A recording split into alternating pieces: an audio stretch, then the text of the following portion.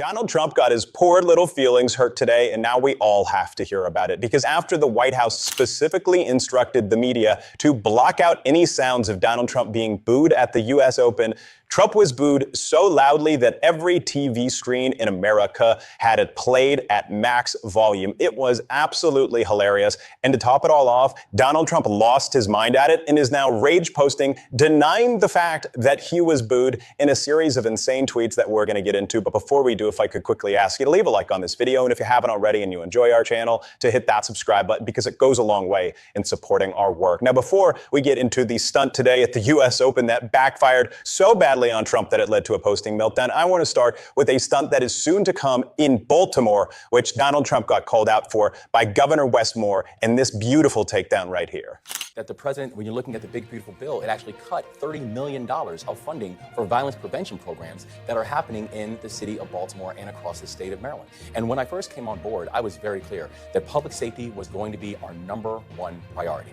And we have made historic investments in local law enforcement, historic investments in technologies and making sure that if someone commits a violent crime with a handgun, we want them in handcuffs in 24 hours. So the work is happening. And actually, if you're looking at the same time period of this DC occupation, this federal surge, if you look at assaults with a deadly weapon, they've actually increased in DC by 8%, in Baltimore have decreased by 10%, and on every other major indicator, from homicides to carjackings, you say that Baltimore has actually had the same type of drop as Washington, DC has had during this period, and we didn't mobilize the National Guard for it. Well, it seems like the president is not backing down on this policy. In fact, I want to show you a post. This was posted yesterday. President Trump shared this on his social media account. It's directed at Chicago, and it reads, quote, "I love the smell of deportations in the morning, and Chicago about to find out why it's called the Department of War." Illinois Governor Pritzker called this a threat. Would you go so far as to call this a threat? I call it a threat. I call it embarrassing. I would call it performative. And I do want to be clear about some of the stats. When people talk about how we watched a decrease because of the National Guard, let's be clear about some of the stats. That the National Guard are responsible during this occupation for 744 cubic yards of mulch spread, 886 bags of trash collected, 270 feet of fence painted. You know what we don't have stats on? How many illegal guns has the National Guard seized? How many drug busts has the National Guard done? And yet crime is down in D.C. Oh, as it is in Baltimore. And in fact, if you're looking at the crime numbers in Baltimore, they're down around the same percentage from D.C. during the surge. And we did not have to ask these citizen soldiers to give up their lives and ask the American people to pay well over $1 million a day so we could have fences painted. Not only do we have to prevent Donald Trump from owning the narrative on crime and deciding that he is the only one in America that can keep anyone safe, to spin up that narrative, to spin up those lies, Democrats should be winning on this issue. In D.C., in Baltimore, in Chicago, in New York, across the country, Democratic mayors have seen crime drop to historic levels in their cities. And that's had nothing to do with Donald Trump and his invasion of mass thugs. That's not an actual policy plan with any clear goal of accomplishing community safety. Donald Trump just wants to intimidate and set a precedent for him to declare martial law and be a king over America. That's what he wants to do right now. That is the goal, and that's why Democrats have to respond to these stunts. Now, of course, we saw folks respond to the stunt that Donald Trump pulled today at the U.S. Open. And before we can get into Trump denying the boos, we have to start with the very loud and, I'll take the word from him, beautiful boos.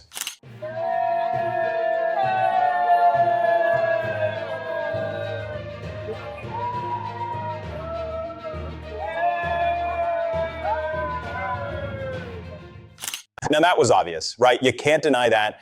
National anthem being sung, Donald Trump's on the Jumbotron, everyone starts booing, loud and clear boos. You can't deny that fact. It's just the truth. Every headline about the U.S. Open so far has been Donald Trump booed, Donald Trump booed. Even the White House press pool, Donald Trump booed. Well, how is Trump responding? The way he usually does, without any facts to back him up. Rapid Response 47, the official White House account, responded, "All these fake news losers do is lie because their pea-sized brains have been irreversibly destroyed by Trump derangement syndrome. This is how it aired on TV. Note the cheers." Now, I can't play the clip from ESPN on YouTube, but it's just a clip of Trump being booed. Even the White House posted a clip of Trump being booed. And even if they were to suggest that there is a clip from the U.S. Open, from the official stream being done by ESPN that doesn't show Trump being booed, you can't hear it. We already know why that would be. because the media, because those outlets distributing the video were told that you have to block out the sound of Donald Trump being booed, that you have to pump in crowd noise, that you have to cut the mics. They were told Trump can't be booed.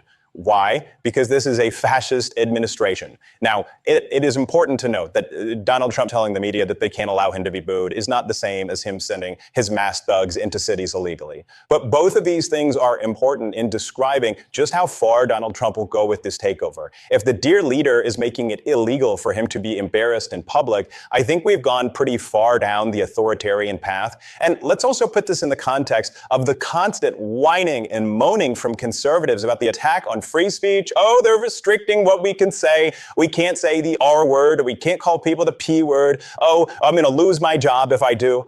Yeah, that's not the government putting its thumb on the scale of what can and cannot be said, who goes to jail for criticizing Israel or saying that our tax dollars shouldn't be spent to fund a genocide. That is society responding to you being weird in society if you're weird, which conservatives, by the way, often are. These are people so self-isolated by their terrible worldviews, and then they decide to blame it on some imaginary they that they come up with. And in this instance, it's a government run by the guy that they elected who is actively engaging in the suppression of speech. That's what's happening right now. So don't be a conservative. Don't be a Republican telling me that you care about free speech. It's a bunch of bullshit. They don't care about anything. There's no grounding principle, no moral, no care for the law. And that has been very clear in a couple of actions that Donald Trump has taken just this week. And Tammy Duckworth responded to all of those. I want to hear from the senator right here. Vice President Vance says there aren't plans to send in troops. Do you have concrete indication now that there are plans to do so?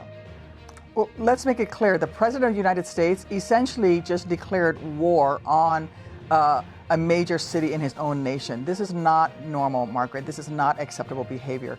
No, we don't have any indications of them getting ready to send troops into Chicago. In fact, I was out at Great Lakes base yesterday, Naval Training Base, and they were able to confirm that the only assistance they've been requested to provide is just office space for ICE. But that there are no barracks, no detention facilities, none of that is being requested or prepared in order to support troops into Chicago. So, so then is this just, social media trash talk? When you say he's declaring war, is this tongue in cheek? I think he's renaming the Department of Defense the Department of War. And did he not just say that Chicago will find out what it means to be at war? I take what the President of the United States says very seriously, because that is the respect you have to give to the office. And if that's what he's declaring, then let me make it clear. It would be an illegal order to declare war on a major city, any city within the United States by the President of the United States. Senator, I know you just mentioned you went out to the Great Lakes Naval Training Station, I should say, and you said the military leadership said they'll only get office space. ICE cannot bring in lethal munitions, and the resources will not be diverted from military training. So all of that together, did you breathe a sigh of relief and say this won't have a real impact on the military? Well, we're going to make sure that there's not an impact on the military. We need to make sure that, Great Lakes Naval Training Base is where every single recruit in the United States Navy goes through to get their basic training, and then later on some advanced training. We need to make sure that not a single dollar, not a single penny of the resources that they have that should be directed towards training our nation's sailors and making them ready to do their jobs. None of that money needs to be diverted in order to support ICE or any of Donald Trump's political, theater efforts. We need to focus on making sure we turn out the very best sailors we possibly can out of the base. So, in terms of how Democrats are responding to this rhetoric, the Chicago Tribune faulted Governor Pritzker for his threats to, quote, not stand idly by if the guard went in. They wrote, what does that threat actually mean? How about a conversation before the action or the response? Because it's all potentially harmful to collective health. It sounds like there's a lot of tension here. Is there an opportunity to work with the administration to avoid making this worse? Well, they've not responded to any of our requests. I mean, I'll give you a very concrete example. Senator Durbin, myself, Senator Schneider, Congressman Schneider, sent requests into DHS to ask them to explain what exactly are you going to be doing at Great Lakes, and can we come look at your facilities so we have a better understanding of what your operations are. And they replied, no, you can't, and in fact gave their staff the day off on the day that we went to go look at the facilities. and locked the doors and left the base. Basically, they fled the base. This is not the action of someone that's doing something legal or that they're proud of. They literally gave their people the day off, locked the doors, and left. Now, the Navy allowed us onto the post. They allowed us to tour the outside of the facility and also where they would be storing the non-lethal munitions. But DHS did not show up. And we certainly have sent the administration multiple inquiries about what they're planning on doing. Who are they bringing into Chicago? Are they planning to bring the National Guard in? They've done none of that. They've not even reached out to local law enforcement to try to coordinate. You know, if they were truly, truly interested in fighting crime, then they would work with local law enforcement and ask them, what do you need? What help do you need? And we've not gotten any communications or feedback from the administration whatsoever. I want to ask you in your armed services role about what is a significant geopolitical meeting this past week. You had a lot of America's adversaries gathering together. Vladimir Putin, Xi Jinping, Kim Jong-un of North Korea, all of them in Beijing. And China and Russia seem to be deepening their work together. What do you think the signal to the United States here is? The signal to the United States is exactly what, you know, these authoritarian regimes want to send, which is that they are the new world power, that America is losing its ground, and that they have utter disrespect for the United States. I think it was very, very clear. And it doesn't escape me the fact that once this meeting happened, which was humiliating to Donald Trump, he immediately responded by saying, well, then I'm going to rename the Department of Defense the Department of War and declare war in Chicago. This is what Donald Trump does. When something bad happens to him in the news cycle, or when the Epstein victims come together and have a very emotional press conference, he changes the topic and distracts us by saying things like, I'm going to send ICE into Chicago. This is a lawless administration. There is no abiding by any grounding principle of truth, any policy outcome that they wish to achieve other than enriching Donald Trump and, quote unquote, owning the libs. That is it. We need to call them out. We're certainly going to on this show. And if you want to support that, as always, you can hit that subscribe button, leave a like on this video. And if you stuck around to the end, drop a blue heart in the comments. And until next time, I'll see you soon.